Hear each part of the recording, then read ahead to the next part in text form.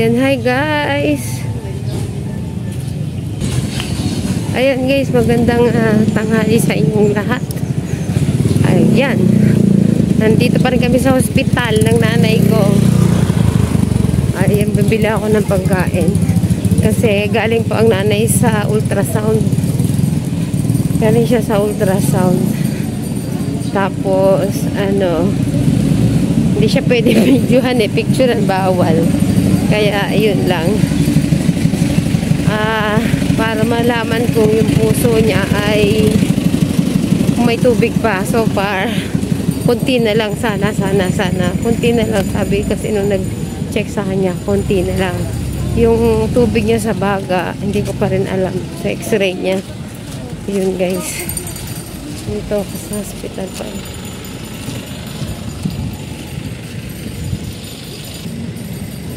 Ang init guys. Hanap tayo ulit ng pagkain. Pero dun pa rin ako sa dati naming binibilihang pagkain. Ayan, medyo malayo nga lang guys ang pagpunta sa, samahan niyo po ako guys sa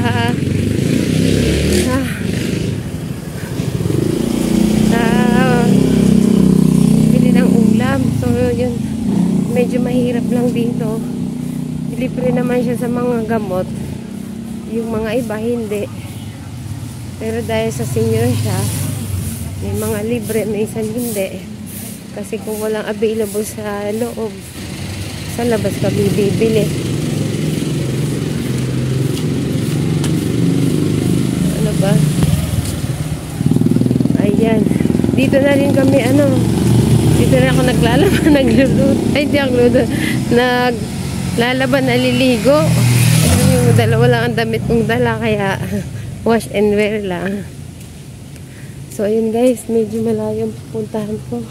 Kasi doon, pwedeng 20 pesos yung gulay, yung sabaw.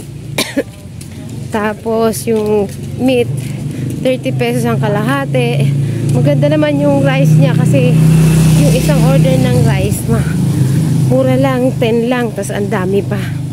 Kailangan mo lang dadayuhin talaga yung lugar para makatipid yung 100, may 50 pesos, minsan 60, minsan sobra pa sa pagkain kasi meron naman siya sa rasyon, yung kalahati ng minsan yung ulam, pagkakasya namin.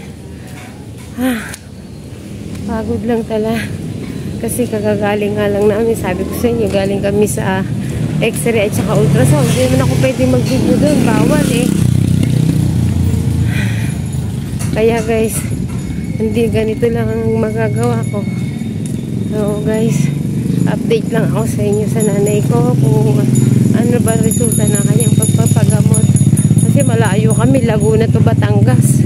Kasi na dito na po yung regional na hospital.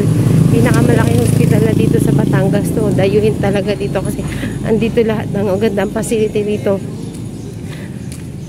Kaya ganun guys. So guys, andito na tayo sa bilihan. Teka lang. Pili tayo ng ulam. Meron din naman dito. Check natin kung anong ulam. Ay, ano to?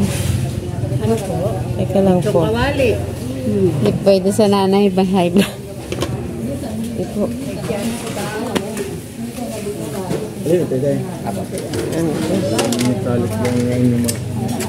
Ayan, gulay.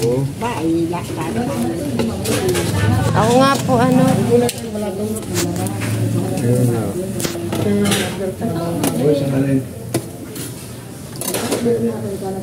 Ayan, isang kanin. So, ako po, dalawang kanin. Oo, tig isang plastic. 10 piso.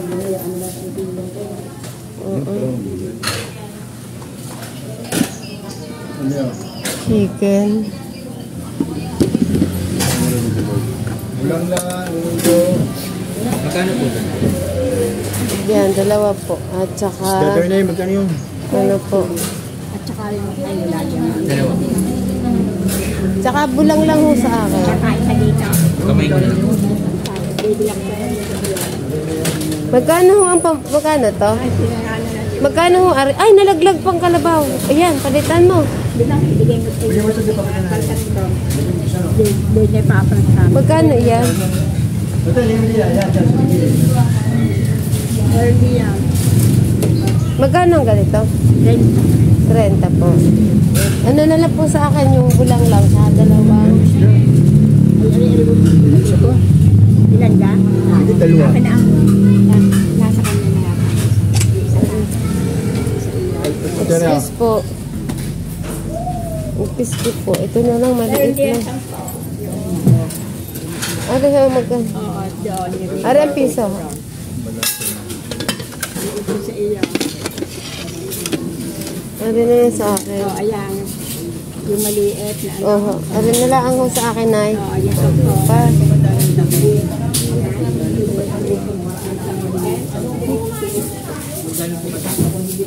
Hindi ko masasabi. Sa puti ko ang nilalagay.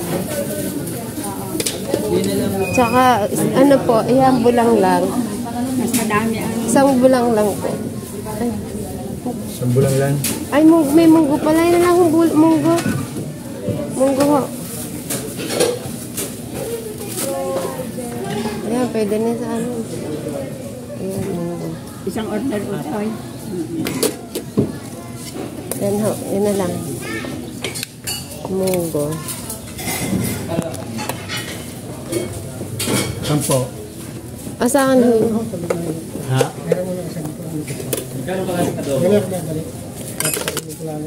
Kakain ka nga. Ayan, mura 10 piso. Dami kanin ang akin at saka isang malaki. Yan. Tikang 50 at saka limang kanin. Ari ho nanay sa akin. Kanya. Bayad ho. Ang Isang balatong. At Kuya, isang akin ito. dalawang kanin sa isang balato. At saka ang kanin ay Dalawa ho. Tig-isa lang. 20 at saka 30, Sampo. 50. Ayan ho.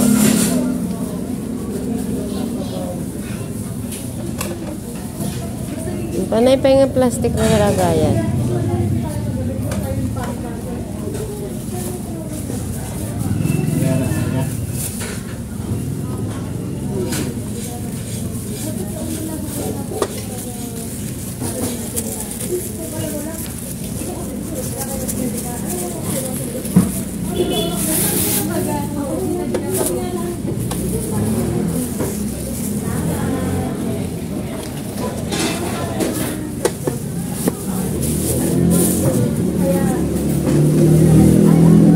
Pesos na pwede na po. Ayan. Ayan. Thank you po. Ito 50 pesos na. Dalawang kanin. Isang munggo tsaka isang prito. Pwede na yun. Oh, titingnan ko kung may ano.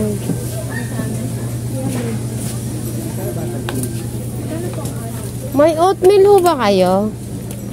Yung ano ba yun? Ito magkano ang mag-letter case? Yung oatmeal. Wala po. Sabi mo ka, ube, magkano po? Hahanap tayo. Gawa nung nanay ko. Yan. May oatmeal huga kaya? Po, Yung ganitong malaki, yung oatmeal sa kulay. wala po. Puro maliliit lang.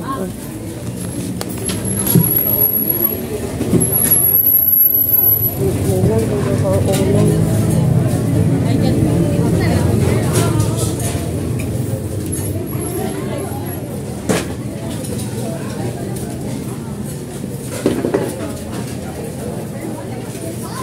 Wala, so ito na lang muna ulam namin.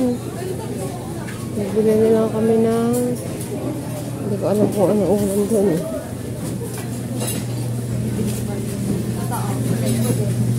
Guys. So ito na lang guys binili ko. Tama na yan. Ito na lang guys ang binili ko. Munggo. Dalawang kanin. Isang munggo at saka anong tawag dito? Isang isdang prito, 10 piso lang. So, mamaya naman yung iba. Kasi, tinitipid natin yung 100. Yung budget ko, natira ako 50 lang. So, mamaya naman tong 50 pesos. So, diba nakatipid tayo, guys. Ayan.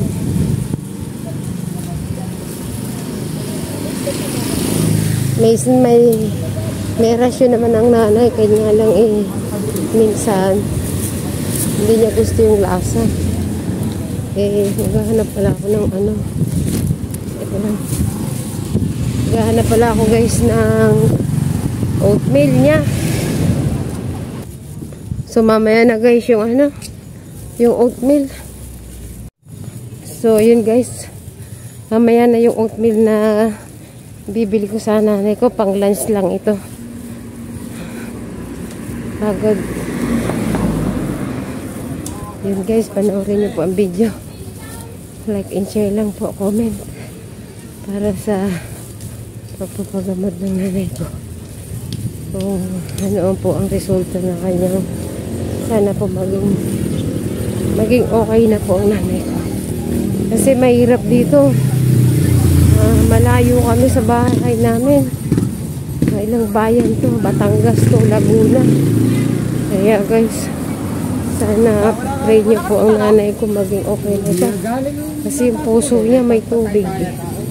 Hindi ko alam kung ano sasabihin ng doktor sa amin. Bibili pala akong tubig. Mamaya na, meron pa naman kahit pa paano. Ayun. So, meron naman nagbigay sa amin. So, kain kahit pa paano, nagpadala. Salamat kay Shaila. Kay Shaila Corpus na nagbigay sa amin ng padala. Tulong para sa nanay ko. Salamat.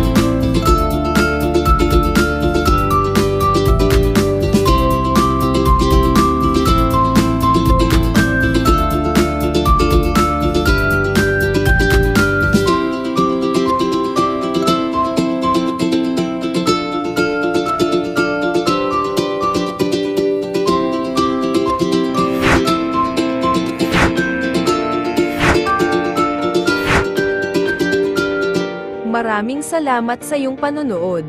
I-like at share. Palaging mag-comment. Pedikit padsikit.